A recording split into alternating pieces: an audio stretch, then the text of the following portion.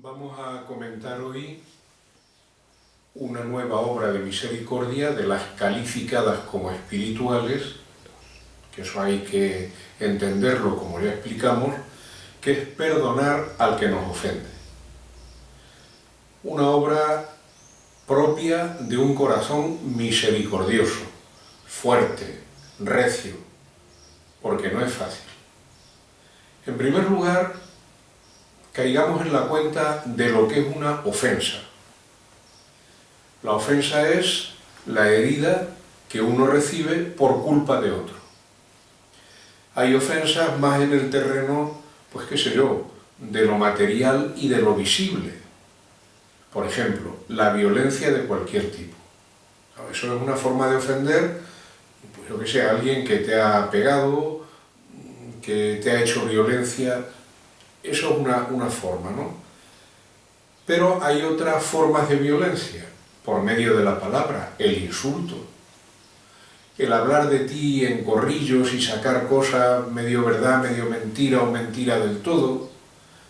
Hablar mal. Los desaires. Bueno, pues esas ofensas más materiales, más visibles, o más de palabra, más de desaire, ciertamente nos hieren y quedan grabadas en nosotros. Es decir, que no es algo que nos afecta de verdad. Y ahí es donde se plantea el perdón. Valdría la pena releer el capítulo 18 de San Mateo, sobre todo el pasaje del perdón. ¿Cuántas veces tengo que perdonar? No 7 veces, hasta 70 veces 7, o sea, siempre. De tal forma que el Señor concibe el perdón como ilimitado, como algo que no tiene límite, algo amplísimo. Podríamos decir, fijaos, el seguimiento de Cristo se podría resumir en una palabra: perdón. Si queréis, en 3 palabras: Padre, perdón, pobres. ¿Cuál es el centro? ¿Cuál es el puente? El perdón. El perdón que el Padre nos da para que perdonemos, y el perdón que nos lleva a amar especialmente no solo a los que nos ofenden, sino a los que nos necesitan. Recordad también que una petición clave y central del Padre Nuestro es justamente esta: perdona nuestras ofensas o nuestras deudas como nosotros perdonamos. Y San Mateo lo explica muy bien: es que si no perdonáis. Por tanto, el perdón es obligación, es don de Dios y es obra de misericordia. Se trate tanto de ofensas más materiales, más de violencia externa, o de ofensas más íntimas, más de palabra, que también son ofensas, y a veces tanto o más dolorosas que las otras. Una pregunta que a veces me han hecho: ¿se puede y se debe perdonar sin que te pidan perdón por la ofensa? El Evangelio en este sentido es muy amplio. No espera a que haya un arrepentimiento y un perdón. Por tu parte, el perdón está dado. Otra cosa es que ese perdón se haga eficaz y restaure, recree, rehaga al otro. Claro, si el otro no lo recibe, no lo acepta, lo ignora, pues el perdón se queda en el aire. Pero por tu parte has perdonado. Y ahí está que a lo mejor el perdón es un acto de generosidad que no siempre va acompañado de la petición por parte del otro y de su arrepentimiento. Dios nos perdona antes de arrepentirnos. Otra cosa es que nosotros, si no aceptamos ese perdón, si no nos damos cuenta de lo que hemos hecho, si no agradecemos el perdón, pues a lo mejor el perdón no tiene su eficacia porque no lo hemos recibido. Pasamos a otra cosa. ¿En qué consiste perdonar? Porque vosotros habréis oído muchas veces, como yo, esa frase: oiga, es que yo perdono pero no olvido. Lo habéis oído muchas veces. ¿Qué es perdonar? ¿Hasta dónde tiene que llegar el perdón para que sea perdón?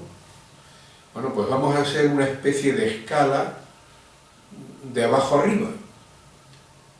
Lo primero, para que haya perdón, el mínimo, mínimo, mínimo, mínimo. No odiar, no instalarse en el rencor, no desear el mal. Claro, el perdón empieza ahí.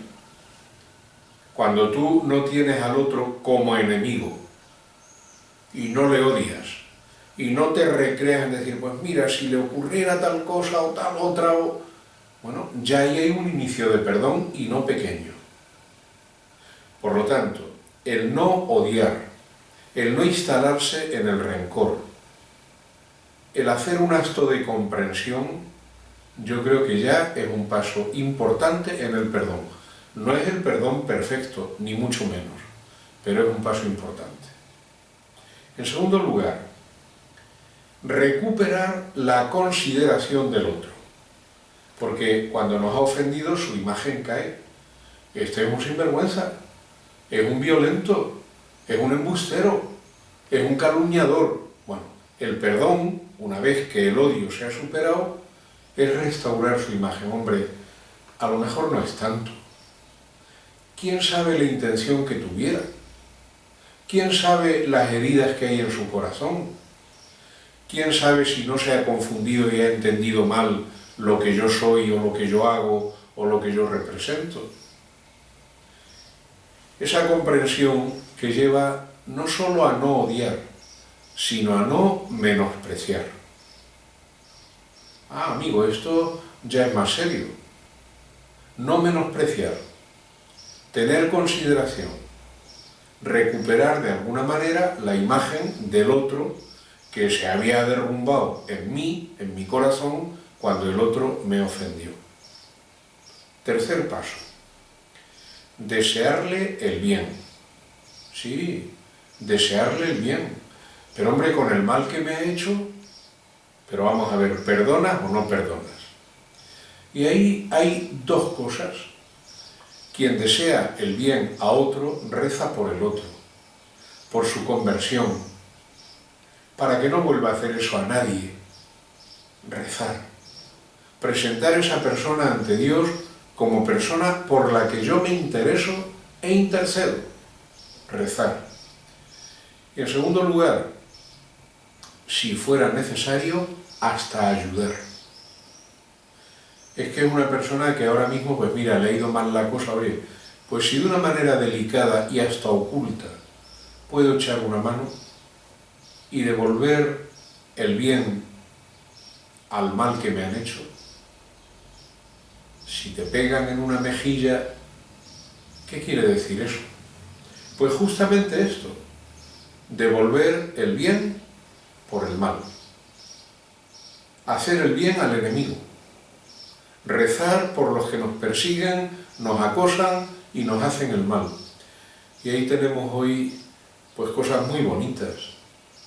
El ejemplo de tantos cristianos que están sufriendo el martirio, el acoso, violaciones, destrucción, y que en el testimonio que dan la palabra perdón aparece, con todo el miedo que pasan, con todo el mal que reciben. Vale.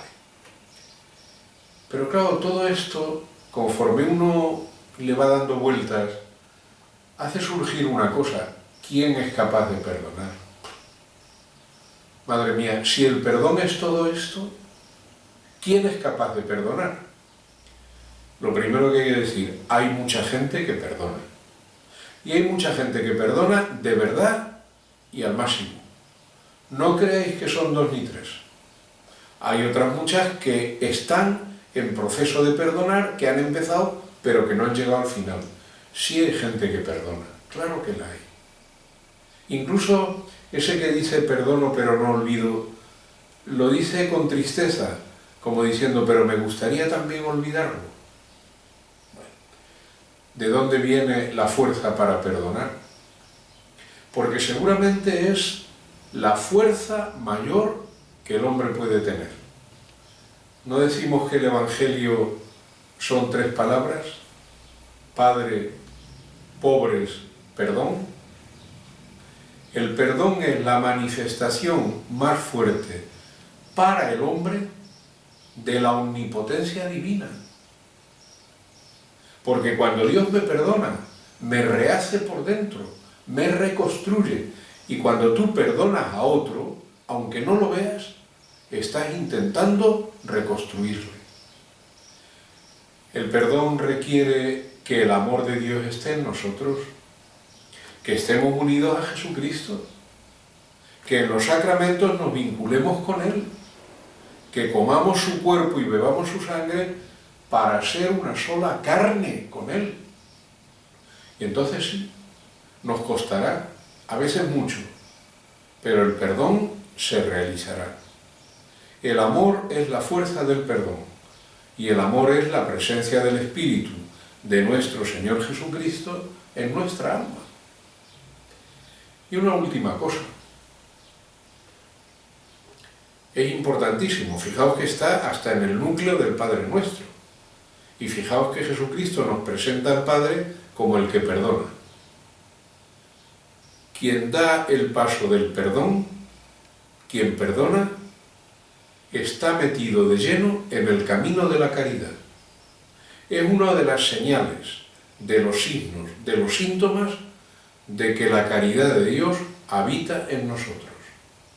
Así que fijaos todo lo que supone esta obra de misericordia, toda la grandeza que tiene, todo el fondo que hay debajo.